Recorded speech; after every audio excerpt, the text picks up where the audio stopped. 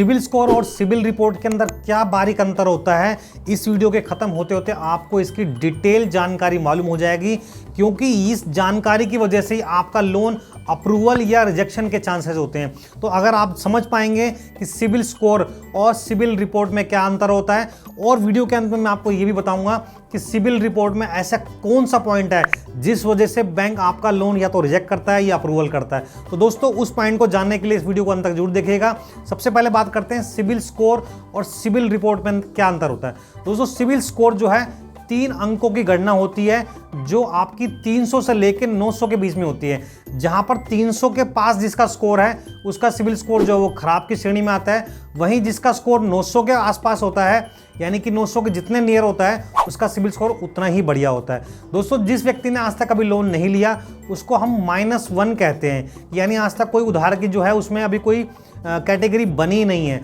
दोस्तों, ये जो सिबिल स्कोर है वो 3 अंकों का, जैसे मैंने आपको बताया, ये सिबिल स्कोर कहलाता है, यानी कि अंकों की गणना को हम सिबिल स्कोर बोलते हैं। जो किसी का, अगर जनरली मैं बात करूं तो 700 प्लस जो जिनका सिबिल स्कोर होता है उसको हम अच्छे सिबिल स्कोर की श्रेणी के अंदर मानते हैं। और जो सिबिल रिपोर्ट है, सिबिल की रिपोर्ट, जैसे कि आपको नाम से मालूम पड़ रहा होगा कि सिबिल रिपोर्ट यानी कि आपकी जो जितनी भी उधार की जितनी भी डिटेल है वो सारी की सारी एक रिपोर्ट के अंदर आ जाती है, जिसको हम सिबिल रिपोर्ट बोलते हैं। तो स्कोर आपको मालूम पड़ गया कि 3 अंकों को हम जो है सिबिल स्कोर बोलते हैं। और वो डिटेल इन्फॉर्मेशन जो आपके लोन से संबंधित डिटेल इन्फॉर्मेशन है वो एक रिपोर्ट के अंदर आती है, जिसको हम सिबिल रिपोर्ट बोलते हैं। ये तो अंतर हो गया।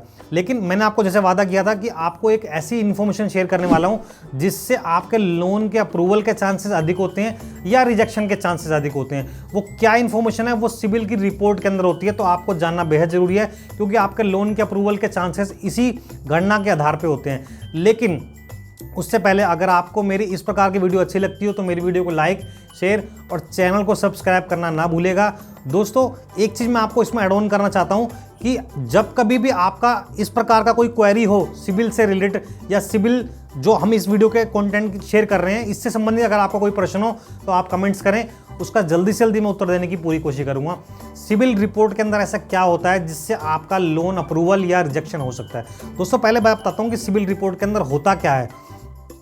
आपने कोई भी लोन लिया, भविष्य पास्ट में कोई लोन लिया, चाहे वो कंज्यूमर लोन, पर्सनल लोन, कोई क्रेडिट कार्ड लिया, उसकी डिटेल इन्फॉर्मेशन होती है कि आपको कितनी लिमिट मिली और कितनी लिमिट आपने यूज़ करी, आपको कितना लोन मिला, उसकी EMI कितनी थी, कौन से सन में मिला, कौन से महीने में मिला, और कौन से बैंक से लिया, कितना अमाउंट डिसबर्स हुआ, लोन कब खत्म हो गई, ये सारी की सारी इन्फॉर्मेशन उसके अंदर होती है। साथ ही साथ एक टेक्निकल टर्म होता है जिसको हम बोलते हैं DPD, यानी कि डे पास्ट ड्यूज, यानी कि आप जितने, जब मान लेते हैं उदाहरण के रूप में, अगर आपने कोई 1 लाख रुपए का लोन लिया और उसकी EMI 5,000 रुपये के आसपास बनी, तो अगर उसकी एक निश्चित समय के ऊपर आपने EMI पे करनी है, यानी कि 5 तारीख को उसकी EMI पे करनी है, आप 5 तारीख को पे नहीं कर पाए किसी भी वजह से, आपने वो 10 तारीख को पे करी, तो ये 5 दिन का जो गैप है इसको हम DPD बोलते हैं टेक्निकल टर्म के अंदर। इसका मतलब ये होता है कि ये वाली इन्फॉर्मेशन भी जो है सिबिल रिपोर्ट में जाती है। यानी इसका मतलब कि जब कभी आप नया लोन का आवेदन करेंगे तो वहाँ पर ये इन्फॉर्मेशन देखी जाएगी नए बैंक के द्वारा कि आपकी जो EMI है वो 5 तारीख को लगनी थी, लेकिन आपने वो 5 दिन बाद पे करी है, यानी कि उसमें 5 दिन का गैप आ गया। वो हो सकता है 10 दिन बाद आप करेंगे तो 10 दिन का गैप आएगा, 15 दिन का, 20 दिन का। अगर आप 1 महीने बाद करेंगे तो वो भी इन्फॉर्मेशन आएगी। इसको हम DPD बोलते हैं। तो मैं आपको सिर्फ ये बताना चाह रहा हूँ कि सिबिल रिपोर्ट के अंदर जो DPD है ये डिसाइड करती है आपके लोन को, क्रूशल जिसका पॉइंट होता है कि ये डिसाइड करती है कि आपको लोन मिलेगा या नहीं मिलेगा। क्योंकि हो सकता है आपका सिबिल स्कोर बहुत अच्छा हो, कभी कभार आपने कोई छोटा लोन लिया और उसको ऑन टाइम आपने पे किया तो सिबिल स्कोर आपका बूस्ट करेगा, या क्रेडिट कार्ड को आप सही चला रहे हैं तो आपका सिबिल स्कोर बूस्ट करेगा। लेकिन पास्ट में आपके लोन की DPD आ रखी हैं, ये आपकी इन्फॉर्मेशन आपके सिबिल रिपोर्ट के अंदर होती है। तो आप भी खुद चेक कर सकते हैं वो कितने दिन की DPD है। हो सकता है कि कोई गलत इन्फॉर्मेशन भी आपके लोन के अंदर एड ऑन होगी होगी, इतने दिन की DPD है, और वो आप उसको, आपके अनुसार वो गलत है, आपने ऑन टाइम EMI पे करी है। तो DPD वाली इन्फॉर्मेशन अगर आपके लोन के अंदर अधिक है, अधिक दिन तक आपने गैप रखा अपनी EMI को पे करने में, तो वहाँ पर आपके लोन रिजेक्ट होने के चांसेस अधिक हैं।